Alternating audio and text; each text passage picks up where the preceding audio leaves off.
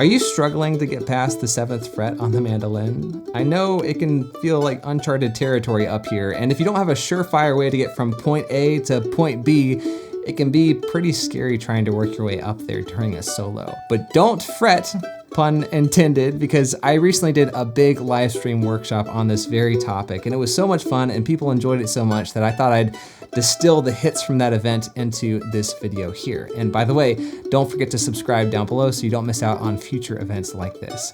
But today, I wanna share with you my top 7 hacks for getting up and down the neck. Tricks and licks that you can use to shift with ease once you figure out how they work.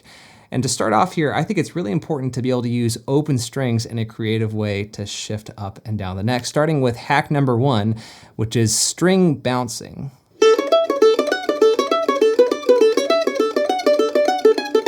So obviously open strings are a great opportunity to shift because it allows you to pick up your hand without losing any sustain.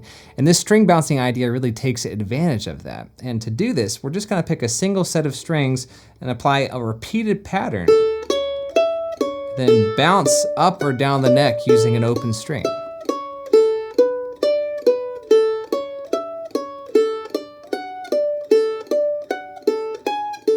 So that's a lick for the key of A major, but you can move this around to different strings to get different keys as well, like D major.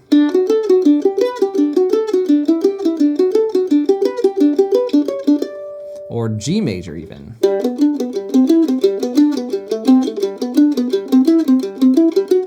And this primarily works for open string keys, and even better if you have a root note of your key as one of your open strings. For hack number 2 here, this is another creative use of open strings, primarily to shift down the neck.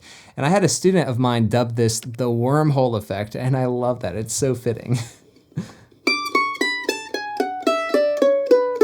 So this is a simple scale idea in the key of A, but what's unusual about it is that we're not just shifting down on a single set of strings like this, we're actually staying in position a bit longer, playing higher notes on the A string, and then instead of using that 7th fret on your A string, we're gonna play an open E string instead and use that opportunity to shift down.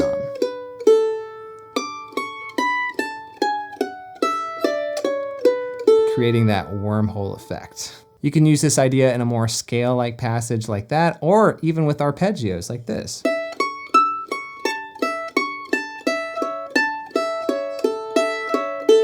That's one of my favorite A major acrobatic licks, and it's just an arpeggio, but we're using that wormhole effect to really make it work. Using that open E string to shift, and then again, just like that. So much fun. By the way, if you want the PDF tab notation for all these hacks, you can grab them over on my Patreon page up here in the cards above. But hack number 3 here is kind of obvious. Slides are a fantastic way to get up and down the neck, and you can do them a couple of different ways.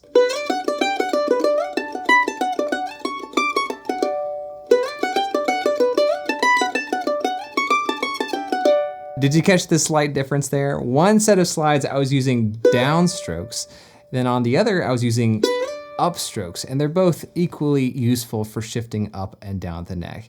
All you have to do is make sure that you really stick the landing and land in the right spot.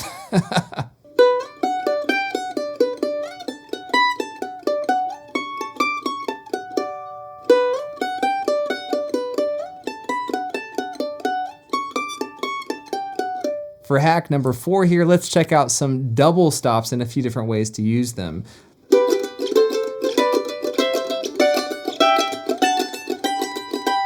First, you can try playing just a harmonized scale. That's where you play 2 notes of your major scale in harmony, like this thirds harmonized scale I'm playing here.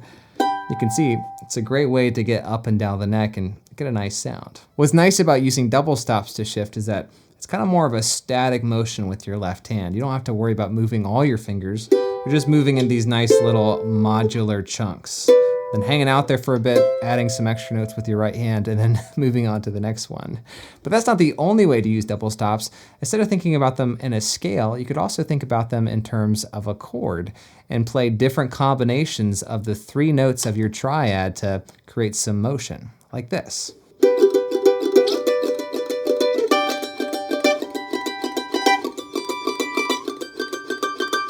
Those were all just G major double stops, but you can see how it's easy to get from one place to the next if you know those different inversions.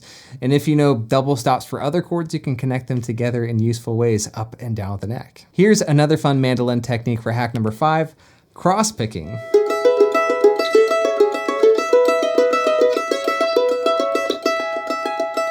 So here we're using open strings combined with double stops and a right hand picking pattern to create kind of more of a banjo style effect. And since we're not moving our fingers too much and we're using those open strings, it becomes a little easier to shift.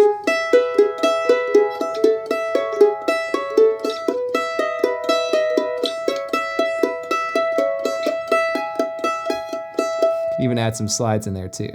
That's for the key of E major, and again, we're kind of limited to keys that use open strings, but it doesn't necessarily have to be the root of the chord. You could use this for the key of C, or for the key of G.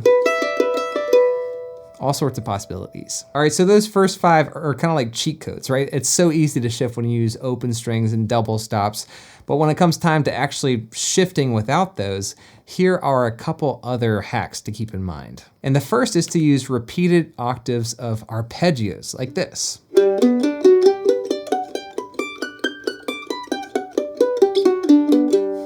So that looks pretty tricky, and it takes a little while to get used to, but it's easier because you can identify these 3 identical chunks. That G major 7 arpeggio that's repeated in 3 octaves. And on the way up, I'm shifting up on the root, and then on the way back down to the 7th. And you can do this with all sorts of different arpeggios. It doesn't have to be G, doesn't have to be major 7. Try a few different and see what you can come up with. Building on that for hack 7 is to use modular scale patterns as a way of going up and down, like this one here. So it's kind of like we're playing arpeggios here, but I think about this more of a scale pattern where you're going down one arpeggio, like an E minor 7 here, and then shifting down to the next note on the scale, going up a new arpeggio, D dominant 7, shifting down again, playing the next arpeggio down, which is C major 7, going up B minor 7, and then ending on your G. And I'm not thinking about all those chords. I'm mostly just thinking about the physicality, and it makes it a lot easier to shift having a reliable kind of modular shape that you can move up and down a scale. And those are 7 ideas that I use quite a lot in my own playing. Things I've picked up in advanced tunes like this Lime Rock piece that you're hearing me play now, by the way. Transcription and recordings over on Patreon as well, link down below. But there are so many other ways to shift as well, and please leave me a comment down below if you have any other suggestions. And in the meantime, if you'd like to fill in the gaps and figure out what to do with all those notes up here once you get there, then check out this other video here on screen where I show you 7 steps how to master the fretboard, learn every single note up and down the neck for every fret. So useful to know that stuff. So I'll see you over there, and thank you for watching.